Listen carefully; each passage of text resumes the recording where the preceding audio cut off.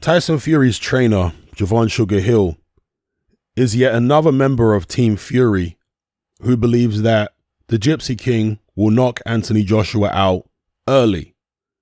Pretty much the entire Fury team has said that Fury will either beat AJ early or easy. So in the case of Andy Lee, he thinks that Tyson Fury will stop AJ around 7 rounds. Last I checked. You've got his dad, John Fury, saying it's an easy fight. His brother Shane saying it's an easy fight. You've got his brother Tommy saying it's an easy fight. I mean, his entire team are saying that this is an easy fight for Tyson Fury against AJ. So I talked recently about AJ's mental state and him not being as confident as Tyson Fury, and how that could be a problem if they fight. Whereas with Tyson Fury, it's the opposite issue. Tyson Fury's potential Achilles heel here is overconfidence. Going in there and thinking that AJ is just going to be a walk in the park. Now, some people will say, Hatman, this is just kidology by Team Fury. It's them trying to plant seeds of doubt in AJ's mind. And I guess that's possible. But given how long this has been going on for, you can trace it way back many, many years, several years. Team Fury constantly banging on about how this is the easiest fight for Tyson Fury. I personally don't think it is kidology. I think that they genuinely believe that it's an easy fight. Either it's wishful thinking or misjudgment. Well, let me not say misjudgment, because it could turn out to be an easy fight for all I know, right? But either way, I think that they genuinely believe that it's an easy fight. Or they genuinely want to believe that.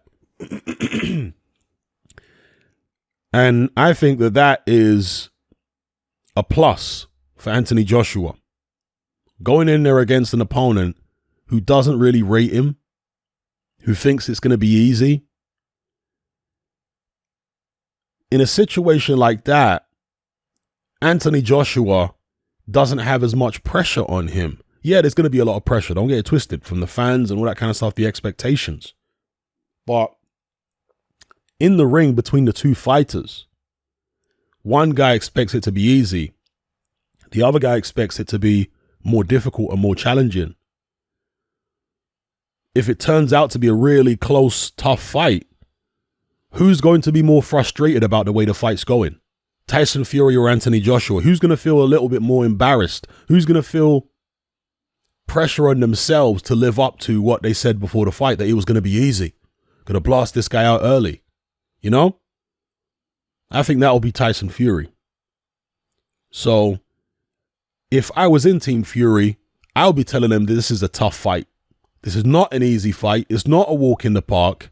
It's not going to be as easy as Wilder or whoever. No, I wouldn't be telling them that. I'll be telling them this is going to be your toughest ever fight.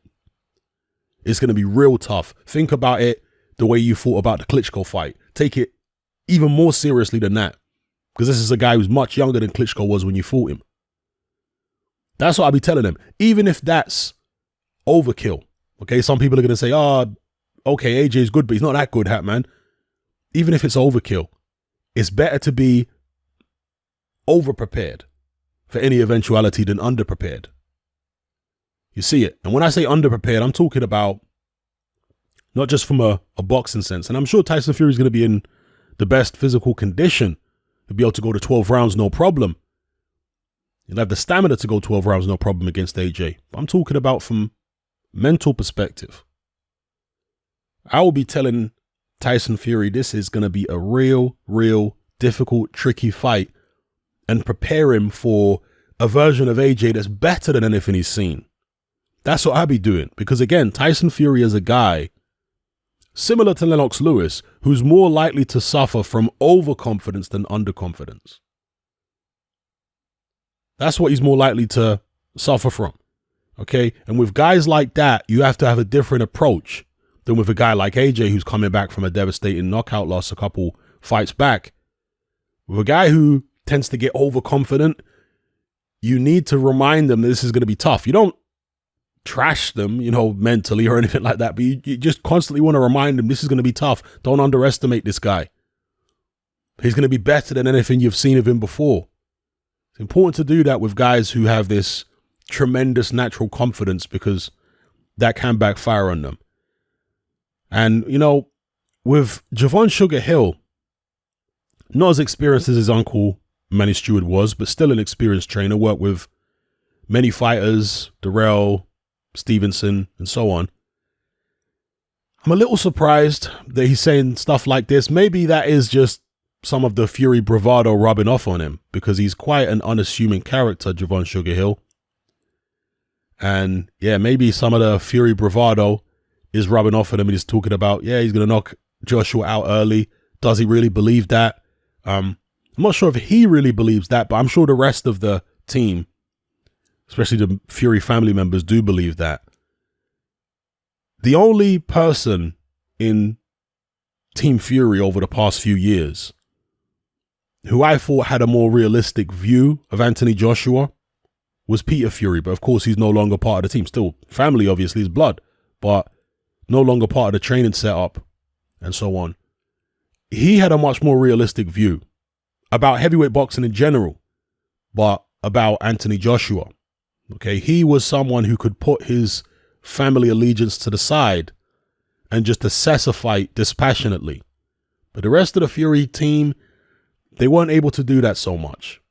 I would say out of the rest of them, maybe Shane a little bit, but with Tyson, with John, with Tommy, Ben Davison as well, who was part of the team, those guys, when it came to Anthony Joshua, and they're boxing men, don't get it twisted. But when it came to Anthony Joshua, I just got the feeling that their view was, if not unrealistic, I would say unwise. Because again, Anthony Joshua has achieved a lot in his career, amateur and pro. A lot more than most Tyson Fury opponents have achieved. So I think it's unwise to have it in your mind that this is going to be an easy fight. I think it's very unwise. So let me know what you guys think in the comments below about Javan Sugar Hill and what he said in this Boxing Social interview. Let me know what you guys think. Come and join me on Patreon and access my weekly no-holds-barred, censorship-free podcast where we lift the lid on a wide range of controversial topics. It's not mainstream friendly, it's not politically correct, but that's the whole point. We dare to stand as a beacon of reason against an army of insanity. Just head on over to my Patreon page and select the tier called Hatman Hot Topics. You'll gain access to a minimum of 2 hours of exclusive content every single week, including podcasts, videos, interviews, live stream Q&A sessions, as well as my popular Confessions of a Nightclub Bouncer series. Not to mention a vast back catalog of hundreds of hours of previous episodes. You can listen via the Patreon app with the option to download in high quality MP3. We've also got a Discord server where you can come and chat and hang out with myself and other members. There's no contract, no commitment, and you can cancel at any time. So come and join our community of free and critical thinkers by signing up with me here on Patreon today.